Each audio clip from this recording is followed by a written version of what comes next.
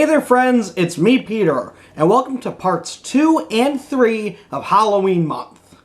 My apologies friends for not following up on my promise of reviewing a movie every single week, but I kind of forgot that I was going on vacation and would be gone for 2 Saturdays. But to make it up to you guys, I am reviewing 2 movies, not just this week, but next week as well. Earlier today I watched 2 different Halloween related movies. One of them came out about 40 years ago, and the other one came out more recently, about 8 years ago. Let's start off with the one I took a look at first, The Exorcist. Inspired by true events, The Exorcist tells the story of 12-year-old Regan McNeil, who becomes possessed by a demon. Running out of options, her mother contacts a local priest. The priest is initially not convinced that an exorcism is needed, but after visiting with Regan, he determines that yes, an exorcism is needed to get the demons out of the child. Now, in the interest of full disclosure, I actually have seen parts of The Exorcist before. About 10 years ago, my sister and I rented the movie from the local library. Both of us were watching it together, but apparently we were watching the director's cut or the edition that had the deleted scenes in it, because there was one scene in there that is not in the version I saw today. The scene involves Regan walking backwards down a staircase with blood dripping out of her mouth and roaring.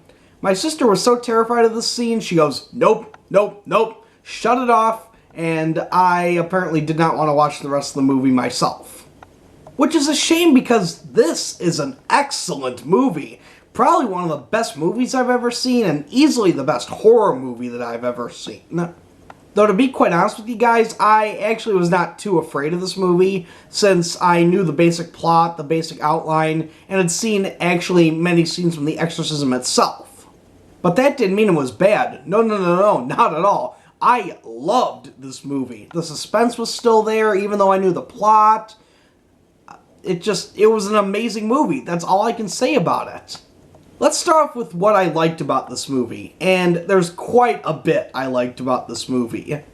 For starters, the writing and acting is fantastic. Linda Blair played Regan, and although she's only 12 years old, she is fantastic in this role. She does an amazing job of conveying a child that is possessed, and even though that's actually not her doing the voice of the possessed Regan, it's still amazing. And yes, I know that's a puppet and not the actual actress, but still, it's very cool indeed. While I praised The Nightmare Before Christmas for having a ton of great music, I'm actually praising The Exorcist for the opposite reason. There is virtually no music in this movie.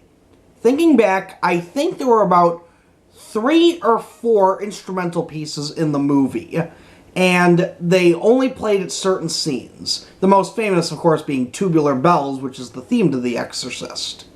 And finally, the exorcism scene itself. I'm not going to go into too many details here because it kind of spoils the ending if I do, but man, is this an amazing scene. It is phenomenal. One of the greatest scenes in cinema, if you ask me. As for negatives, I can't think of any. Yeah, for once I've seen a movie that I actually don't want to complain about. I can find no gripes or complaints about this movie at all. It's just that good. Easily, like I said, the best horror movie that I've ever seen.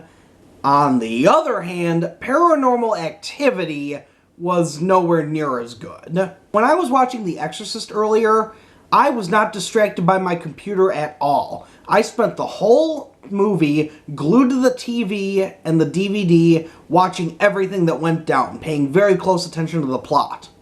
When I watched Paranormal Activity, I had my laptop with me, I was checking my email, checking Facebook. Even at one point, I looked up the movie on Wikipedia and had the entire movie spoiled for me.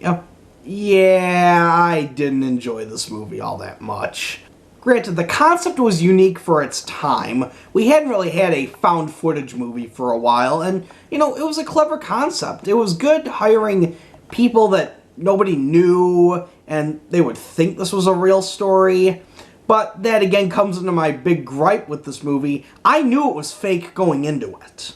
So that basically took all suspense out of it. I knew these were actors. I knew that this was a movie directed and written by somebody, though the script was incredibly vague at best. And I can't get invested into a scary movie if I don't feel any suspense towards it. This brings me to my next point, the characters. Wow, did I hate these two. Okay, Katie I didn't hate so much. She wasn't that bad. She was just scared and didn't know what to do. But Mika, wow, did I not like this guy. I thought he was a huge jerk. I thought he was incredibly horrible. I didn't like him as a person. And quite frankly, I didn't care what happened to him. Because I was not invested with him. I did not think he was a good character at all. Him constantly ignoring his girlfriend, she's telling him she's scared, and he's saying, oh, forget it, we'll handle this on our own. It's like, you know what? I almost want you to get eaten by whatever this thing is. And I know that's cruel of me to say, but seriously, I dislike the guy that much. So on my rating scale of 5 stars, I would have to give The Exorcist a 5 out of 5, whereas Paranormal Activity gets a 2 out of 5. Perhaps if I didn't know what would happen in the movie, I would have enjoyed it a bit more. But like I said, just nothing about the movie scared me. I was actually bored throughout most of the movie. And honestly, I just didn't enjoy it one bit. Thanks for watching this video, my friends. If you enjoyed it, be sure to give it a thumbs up. And if you'd like to see more videos like this, simply click that subscribe button down below. Tune in next week on October 31st, Halloween itself, when I review my 2 final Halloween movies for Halloween month. What movies are those going to be? Well, you'll just have to wait and see. But trust me when I say they're going to be great ones. Or at least I hope they're going to be great ones. I don't know. I haven't seen either one of them yet. But until then, this is Peter saying see you later.